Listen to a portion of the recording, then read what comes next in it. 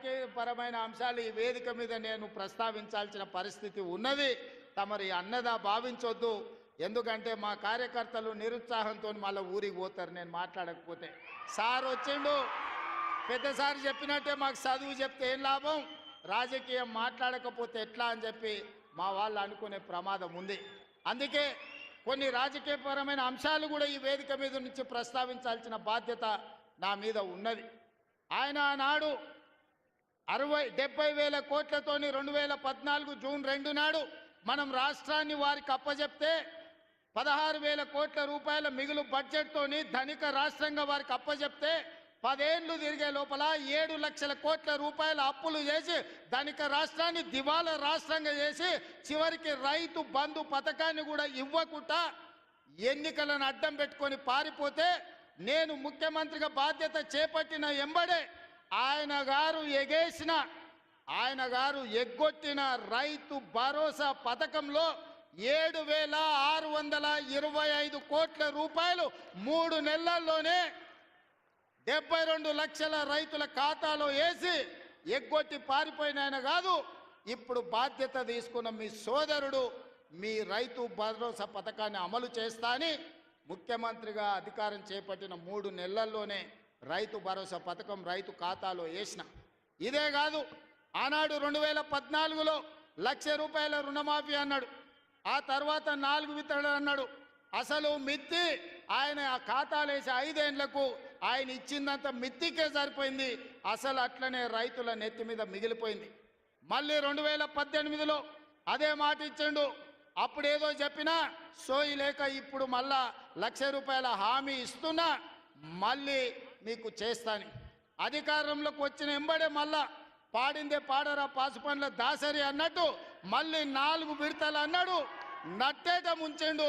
చివరికి ఆయన 2014 నుంచి 2023 డిసెంబర్ వరకు ఆయన రైతు రుణమాఫీ చేసింది 18,000 కోట్ల రూపాయలే. 2018 నుంచి 23 వరకు 11,000 కోట్ల రూపాయలు రైతుల ఖాతాలో వేస్తే అందులో 8,500 కోట్ల రూపాయలు మిత్తికే సరిపోయినాయి. ఆయన చేసిన రైతు రుణమాఫీ నికరంగా 3,000 కోట్ల రూపాయలే. కానీ మీ సోదరుడిగా, మీ బిడ్డగా, పాలమూరు బిడ్డగా, నల్లమల్ల అడవులో నుంచి వచ్చిన నేను ఒక రైతు బిడ్డగా 2 లక్షల రూపాయల రైతు రుణమాఫీ చేస్తా అని సరిగ్గా 60 రోజుల్లో 25,50,000 మంది రైతులకు 21,000 కోట్ల రూపాయలు 2 లక్షలు రుణమాఫీ చేసి ఇచ్చిన మాట నిలబెట్టుకొని మాట తప్పని మడమ తిప్పని పార్టీగా ఈరోజు 25,50,000 మంది రైతులకు 21,000 కోట్ల రూపాయల రైతు రుణమాఫీ చేసినాం. ఇవాళ రైతు రుణమాఫీ చేయలేదంటున్నాడు. నేను సూటిగా సవాలు విసురుతున్న చంద్రశేఖరరావు గారికి వేదిక మీద నుంచి, ఫామ్ హౌస్లో ఉండి వచ్చిన వాళ్ళకి జోలి చెప్పుడు కాదు, అసెంబ్లీకి రా, లెక్కలు చెప్తా. ఏ ఊర్లో, ఏ తండాలో, ఏ గూడెంలో ఏ రైతుకి ఎంత రుణమాఫీ చేసినో 25,50,000 మంది రైతుల వివరాలు శాసనసభలో పెడతా. 21,000 కోట్ల రూపాయలు ఎవరి ఖాతాలో వేసినో నేను లెక్క చెప్తా. నీకు చిత్తశుద్ధి, నీకు నిజాయితీ ఉంటే రా, వచ్చే అసెంబ్లీలో నువ్వు మాట్లాడు, అడుగు. అదేవిధంగా ఆనాడు నువ్వు 5,000 రూపాయలు సంవత్సరానికి రైతు బంధు కింద 10,000 ఇస్తే నేను ఎన్నికల్లో 15,000 ఇస్తా అని చెప్పిన.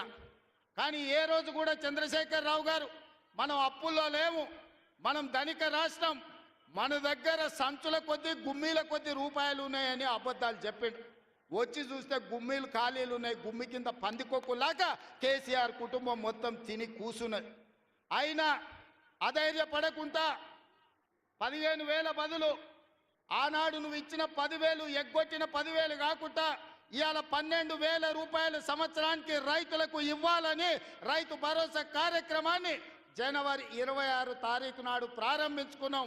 మార్చి 31 లోపల ప్రతి ఎకరాకు వ్యవసాయ యోగ్యమైన భూమికి ఎకరాకు 6,000 చొప్పున మీ ఖాతాలో వేసే పూచి నాది అని నేను ఈ వేదిక మీద నుంచి చెప్పదలుచుకున్నా. ఆయన అంటుండు ఎగ్గొడతారని. నేను నీలాక మాట చెప్పి ఎగ్గొట్టేటోని కాదు. దళితులకు